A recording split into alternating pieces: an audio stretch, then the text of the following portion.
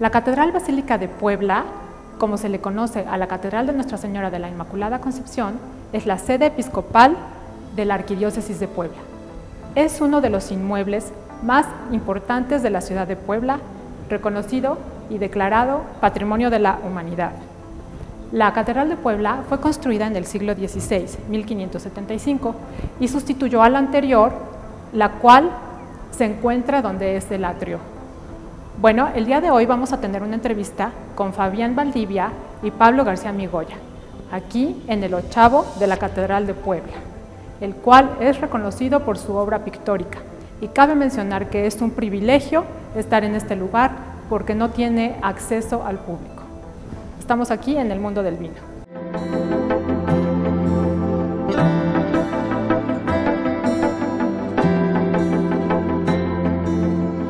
¿Qué tal, amigos? ¿Cómo están? Qué gusto nuevamente de saludarlos. Y bueno, pues estamos otra vez más con Fabián Valdivia, aquí en una parte muy especial de la Catedral de Puebla, que es el ochavo de la Catedral. Déjame decirle que este sitio, en primer lugar, pues es un privilegio el poder estar aquí, tener esta plática, bueno, junto precisamente a esta obra que son las bodas de Emaús, donde platicaremos un poquito del vino y de la simbología que ha tenido el vino a través de la Biblia y principalmente del Nuevo Testamento. Y decirles que en este lugar, pues muy poca gente tiene acceso, realmente es una parte cerrada de la catedral, donde ya Fabián nos explicará el porqué y toda la riqueza, principalmente pictórica, independientemente de la arquitectónica, que cuenta este lugar. Fabián, nos encantaría que nos platicaras, muchas gracias por estar aquí en el programa, y que nos platiques un poquito de esta maravilla que tenemos aquí en la ciudad de Puebla, y bueno, pues gracias por esa gestión ahí, bueno, pues con el rector de la catedral para poder entrar a grabar a este precioso lugar. Sí, bueno, pues gracias por la invitación, Pablo. Mira, el ochavo de la catedral es un espacio reservado que toma su nombre porque la planta es un octágono, es decir, tiene 8 lados, ¿no? Entonces ahí el nombre el ochavo. No es un nombre que le hayamos puesto hace poco, es un nombre que aparece en documentos desde el siglo XVII, que cuando se abre, que es en 1688. Lo interesante del ochavo de la Catedral de Puebla es que es un espacio único en el continente americano y además, hablando del antiguo Imperio Español, hay pocos espacios en catedrales que conservan esta forma. Es una forma simbólica que tiene que ver con el octavo día, es decir, los 7 días de la creación y el día de la redención de la humanidad, ¿no? Y el día de la redención además. Y lo que llama mucho la atención es que, por ejemplo, el ochavo de la iglesia de Toledo, la catedral de Toledo, perdón, que la catedral primada guarda reliquias, igual que el ochavo que se conserva en la iglesia de los jesuitas, también en Toledo. Y hay otro ochavo más que está en el Escorial, el famoso palacio que manda hacer Felipe II a las afueras de Madrid. Bueno, el lugar donde está la tumba de los reyes, donde están los sarcófagos con los restos, también es un ochavo, y el de Puebla. Serían los 4 que quedarían todavía. Y el de Puebla también contiene reliquias, que son los restos de los santos, que son muy importantes porque esos restos, por decirlo de alguna forma, sacralizan el espacio, sacralizan este lugar. Pero además de eso hay muchísimas pinturas. O sea, lo que llama la atención es la gran cantidad de obras de arte que tiene este espacio, es decir, un espacio concebido también para conservar, resguardar y ver arte. Así que prácticamente es un mini museo, ¿no? Que tenemos Así es. En un espacio muy pequeño, pero que está plagado. ¿Cuántas obras existen aquí? Hay 96 pinturas, pero además de las pinturas, por ejemplo, la que está aquí a nuestras espaldas, en estos retablos de madera, todas son pintadas sobre lámina de cobre.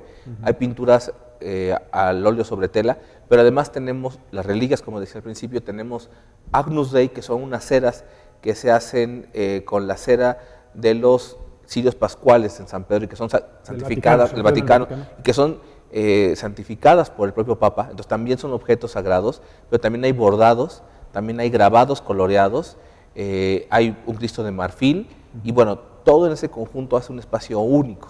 Este espacio, cuando se abre en 1688, se le consagra al Espíritu Santo. No era un lugar para misas, o sea, no había altar. El altar que actualmente se encuentra desde el siglo XIX, sino era un lugar de reunión para el obispo, un lugar también para que el obispo pudiera rezar de forma privada, e inclusive el mecenas de este lugar, que es José Salazar Bahona, está enterrado en el ochavo, o sea, su propio lugar de entierro, porque él es el que organiza, da dinero.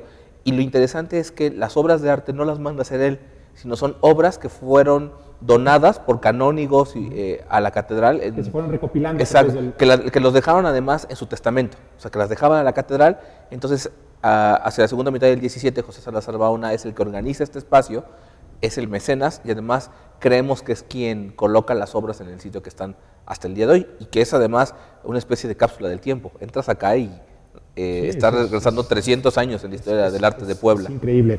Fabián, platícanos específicamente de esta obra que tenemos aquí a nuestra vera. ¿Quién es el artista? Platícanos un poco y para poder entrar un poquito también con el tema del vino que hace referencia a esta pintura. Claro, mira, de las pinturas que se conservan sobre los retablos, solamente hay 2 firmas, la de Juan Tinoco y la de Cristóbal de Villalpando. Esta pintura es anónima, en este caso no tiene firma, es una lámina de cobre, como decía hace unos momentos, que es el pasaje de la Cena de Maús, porque en este retablo, aunque las pinturas de mayor formato están relacionadas con la Virgen, que es a quien se consagra la obra de la catedral y es la protectora de toda la diócesis, y es la que une el discurso de los muros con los retablos, las obras que están intercaladas son obras dedicadas a la vida de Cristo. Entonces, digamos, porque hay un retablo dedicado a Cristo, el frontal está dedicado a la Virgen y el principal a San Miguel Arcángel. Entonces, en este que está dedicado a Cristo, pues tenemos obviamente una escena de su vida, un pasaje. Bueno, y tenemos ahí a una persona sirviendo el vino, se ven las copas de vino, y aquí es una parte muy interesante porque toda la simbología que tiene el vino a través de la Biblia, bueno, pues es fundamental. Es importante mencionar que en la Biblia, o sea, tanto en el Viejo Testamento como en el Nuevo Testamento, se menciona la palabra vino casi 600 veces.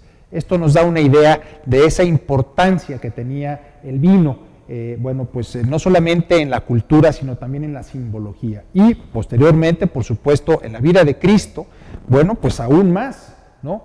Ya que, bueno, pues todos sabemos que el primer milagro público que Jesucristo hace, bueno, pues es en las bodas de Caná, donde convierte el agua en vino. Eso nos da una idea de la importancia, de la penetración que tenía en la cultura el vino. Y posteriormente, por supuesto, en la cena y lo que hoy, además de todo, es en la consagración, en la misa.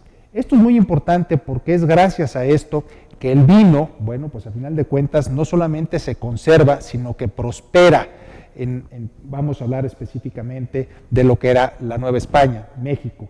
¿Por qué? Porque, bueno, por supuesto, Fernando II, que manda de alguna manera, bueno, pues prohibir y además de todo desplantar las vides en México a finales del siglo XV, pues entonces lo que sucede es que es gracias, bueno, pues a los clérigos que siguen manteniendo sus pequeños viñedos atrás de las iglesias, de los conventos, y el vino sigue prosperando porque era absolutamente necesario para la consagración en la iglesia. Posteriormente vamos a pasar ahora, seguiremos platicando no solamente de la catedral, sino también de otras anécdotas del vino, ahora en lo que vendría siendo, bueno, pues la sacristía de la catedral. Así que no le vayan a cambiar, seguimos aquí con el programa El Mundo del Vino. Gracias, Fabián, por esta interesantísima explicación. Y continuamos.